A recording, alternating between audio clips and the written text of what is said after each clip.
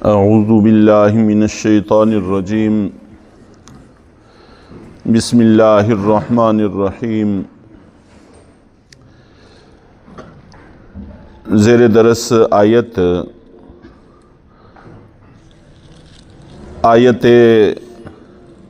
قتل مرتدین کہلاتی ہے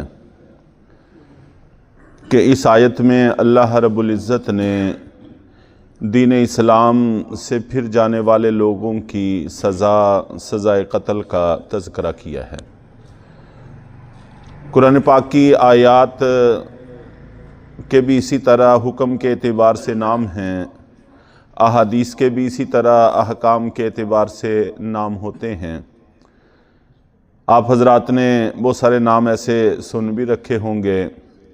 جیسے حدیث جبریل کہلاتی ہے کہ حضرت جبریل علیہ السلام انسانی شکل میں آئے اور صحابہ کرام کی موجودگی میں کچھ سوالات کیے، جس سے دین کا خلاصہ سامنے آ گیا۔ اسی طرح آیات کے بھی کچھ نام ہوتے ہیں، احادیث کے بھی کچھ نام ہوتے ہیں۔ تو اس آیت کو آیت قتل مرتدین کہتے ہیں کہ مرتدوں کو قتل کرنے کا حکم جس آیت میں ہے وہ یہ آیت ہے۔ اور قرآن پاک چونکہ ہدایت کی کتاب ہے، اس میں بسا اوقات ایک حکم سے متعلق ساری چیزیں ایک ہی جگہ پر منقول نہیں ہوتی۔ کچھ حصہ ایک جگہ پر ہوتا ہے، دوسرا حصہ دوسری جگہ پر ہوتا ہے۔ تو ایسا کیوں ہے؟ اس کی وجہ بھی مفسرین نے لکھی ہے کہ اللہ رب العزت اپنے بندوں پر بڑے مہربان ہیں، بڑے کریم ہیں، اور کریم ذات جس کے ساتھ شفقت کا تعلق ہو، رحم کا تعلق ہو، جب اس کو کوئی بات سمجھاتا ہے تو اس میں ربط اور ترتیب نہیں ہوتی۔ ماں اپنے بچوں کو سمجھاتی ہے، والد اپنے بچوں کو سمجھاتا ہے، اس میں اس بات کا لحاظ نہیں رکھا جاتا کہ میں نے پہلے کیا کہا ہے، اب جو دوسری بات کہہ رہا ہوں اس کا اس سے کوئی تعلق ہے یا نہیں ہے۔ بس وہ جو چیز وقتی طور پر اس کے لیے مناسب اور بہتر سمجھتے ہیں وہ کہتے چلے جاتے ہیں۔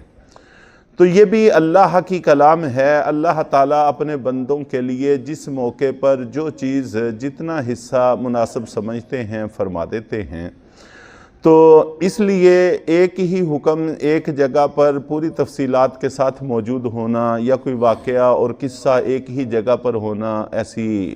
یہ کوئی ضروری بات نہیں ہے۔ چنانچہ مرتدوں کے حوالے سے قرآن پاک میں جگہ جگہ کئی چیزوں کا ذکر ہے،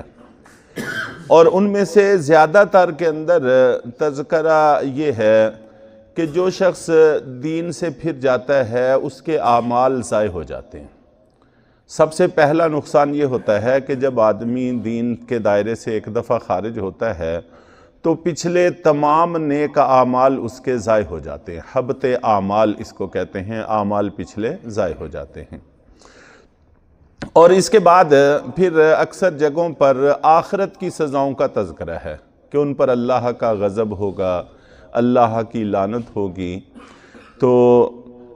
اس قسم کی چیزوں کو دیکھ کر کچھ لوگوں نے یہ بھی کہنا شروع کیا کہ قرآن پاک میں مرتد کی سزا قتل نہیں ہے۔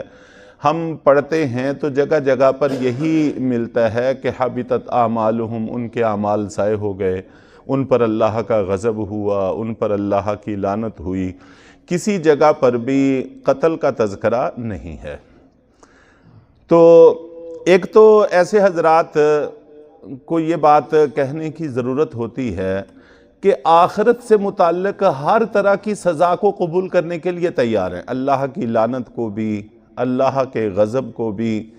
اور اعمال کے ضائع ہو جانے کو بھی۔ یہ کوئی معمولی نقصان نہیں ہے، ایک مومن کے لیے یہ کوئی معمولی نقصان نہیں ہے۔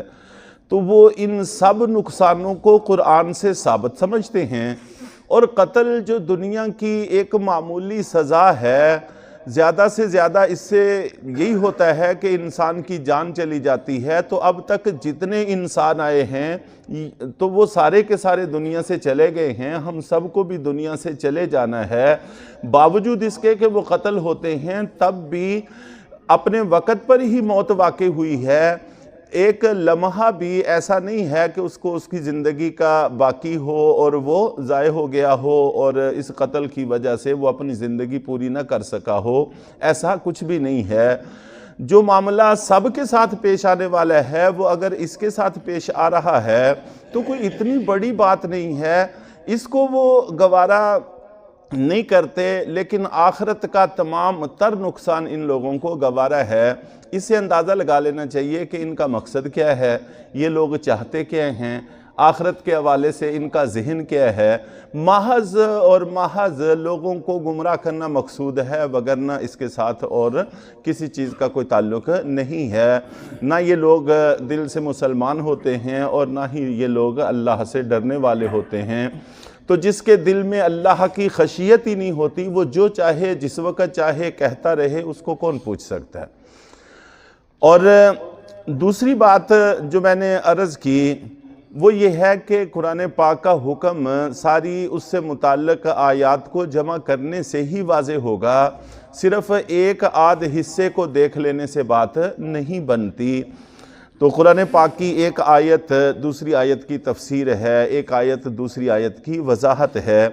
جب یہ بات یہاں پر موجود ہے تو کسی اور جگہ پر اگر موجود نہ بھی ہو تو اس سے کیا فرق پڑتا ہے؟ یہ بھی اس اللہ کا حکم ہے، اللہ کا کلام ہے، اور قرآن پاک میں ایک دفعہ بھی اللہ تعالیٰ کسی چیز کا حکم دے دیں تو اس سے بھی اتنی ہی فرضیت ثابت ہوتی ہے، قطعیت ثابت ہوتی ہے کہ اگر اللہ تعالیٰ اس حکم کو 100 دفعہ بھی دہرا دیں تو اس کی قطعیت میں کوئی اضافہ نہیں ہوتا۔ ایک دفعہ فرمانا، زیادہ دفعہ فرمانا اس مالک کا ہم سب کے لیے برابر ہونا چاہیے۔ اور قرآن پاک میں ایک مثال دے کر اس کے بعد پھر انشاءاللہ بات کو آگے چلاتے ہیں۔ مثال کے طور پر ہم سب جانتے ہیں کہ اگر کوئی آدمی کسی کو جان بوجھ کر قتل کر دے تو اس کی سزا قتل ہے، قصاص جس کو کہتے ہیں، اور پیچھے بڑی تفصیل کے ساتھ اس موضوع پر گفتگو ہوتی رہی ہے۔ اور 5ویں پارے میں جہاں پر خاص طور پر قتل کی سزاؤں کا تذکرہ ہے، وہاں پر قتل عمد، جان بوجھ کر کسی کو قتل اگر کر دیا جائے، اس کی سزا بھی قتل نہیں لکھی ہوئی، بلکہ وہ آیت میں آپ حضرات کے سامنے پڑھتا ہوں، وَمَن يَقْتُلْ مُؤْمِنًا مُتَعَمِّدًا، متعمدًا کا معنی ہوتا ہے جان بوجھ کر، کہ کوئی آدمی کسی مسلمان کو، مومن کو جان بوجھ کر قتل کر دے، فَجَزَاؤُهُ جَہَنَّمُ، اس کی سزا جہنم ہے، خالدین فیہا، وہ اس میں ہمیشہ رہے گا، وغضب اللہ علیہ، اس پر اللہ کا غضب نازل ہوگا، ولعنہ، اور اس پر اللہ کی لعنت نازل ہوگی، وَأَعَدَّ لَهُ عَذَابًا عَظِيمًا، اور اس کے لیے اللہ تعالیٰ نے عذاب عظیم تیار کیا ہوا ہے۔ اب جان بوجھ کر اگر کوئی آدمی کسی کو قتل کر دیتا ہے، باوجود اس کے کہ ہم یہ سب سمجھتے ہیں کہ اس کی سزا قتل ہے، اس کو قصاصاً قتل کیا جائے گا، لیکن جہاں پر اللہ تعالیٰ نے باقاعدہ قتل کی سزائیں ذکر کی ہیں وہاں پر اس کی سزا قتل مذکور نہیں ہے،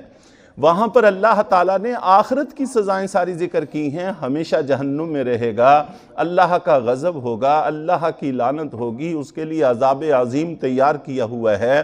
آخرت کی سزاؤں کا تذکرہ ہے، دنیا میں قتل کی سزا کا وہاں پر ذکر نہیں ہے۔ اب اس حصے کو لے کر اگر کوئی آدمی یہ کہنا شروع کر دے کہ قرآن پاک میں قتل عمد کی سزا ہی نہیں ہے، قتل عمد کے بدلے میں، جان بوجھ کر قتل کرنے کے بدلے میں قصاصاً قتل نہیں کیا جائے گا، اس کا تذکرہ ہی نہیں ہے، ظاہر ہے کہ یہ بات غلط ہے۔ دوسری جگہوں پر بڑی تفصیل کے ساتھ یہ بات موجود ہے، ان النفس بالنفس، کہ نفس نفس کے بدلہ میں ہے، اس کا شان نزول ہی یہ ہے کہ جو آدمی کسی کو قتل کرے گا اس کے بدلے میں اس کو قتل کیا جائے گا، کان کان کے بدلہ میں ہے، ناک ناک کے بدلہ میں ہے، جان جان کے بدلہ میں ہے۔ تو دوسری جگہوں پر یہ احکامات موجود ہیں، ایک جگہ پر نہ ہونے سے اس حکم کا انکار کر دینا یا متعدد جگہ پر نہ ہونے سے انکار کر دینا ظاہر ہے کہ یہ کسی طور پر بھی درست اور مناسب نہیں ہوتا۔ اس قسم کی باتوں سے عام لوگوں کو تو دھوکہ دیا جا سکتا ہے، لیکن پوری امت کو یا امت کے اہل علم کو تو دھوکہ نہیں دیا جا سکتا، ان کی تو نظر قرآن پہ بھی پورے پہ ہے اور احادیث کے ذخیرے پر بھی ہے، ان کو اس قسم کی باتوں سے دھوکہ نہیں دیا جا سکتا۔ اس لیے مکمل دین ہمارے لیے حجت ہے، جب تک مکمل دین کے تمام چیزیں ہمارے سامنے نہیں ہوں گی ہم کسی بھی حکم کی حقیقت کی تہ تک نہیں پہنچ سکتے۔ تو لہذا یہ کہنا کہ مرتد کی سزا قرآن پاک میں صرف یہ ہے کہ اللہ تعالیٰ اس کے اعمال ضائع کر دیں گے یا اس پر غضب، اور اس کو صرف کے لفظ سے ذکر کرنا میں کہتا ہوں یہ بھی ایمان کے نہ ہونے کی علامت ہے۔ اللہ کا غضب ہوگا، اللہ کی لعنت ہوگی، عذاب ہوگا۔ تو جیسے قتل عامد کے بارے میں صرف ایک آیت کو دیکھ کر یہ فیصلہ نہیں کیا جا سکتا کہ اس کو بدلے میں قتل نہیں کیا جائے گا، اسی طرح اس میں بھی اس حصے کو دیکھ کر یہ فیصلہ نہیں کیا جا سکتا۔ یہ آیت ہمارے سامنے موجود ہے جس میں اللہ تعالیٰ نے یہ بات واضح طور پر فرما دی ہے کہ ایسے لوگوں کو قتل کیا جائے گا، اور ایسے لوگوں کو قتل کرنے والے اللہ کے محبوب بھی ہیں، اللہ کے محب بھی ہیں، اور اللہ تعالیٰ نے ان کے لیے بڑی بشارتیں ذکر کی ہیں۔ تو بہرحال اللہ تعالیٰ ہم سب کو ہمیشہ اپنے دین پر قائم رہنے کی توفیق عطا فرمائے۔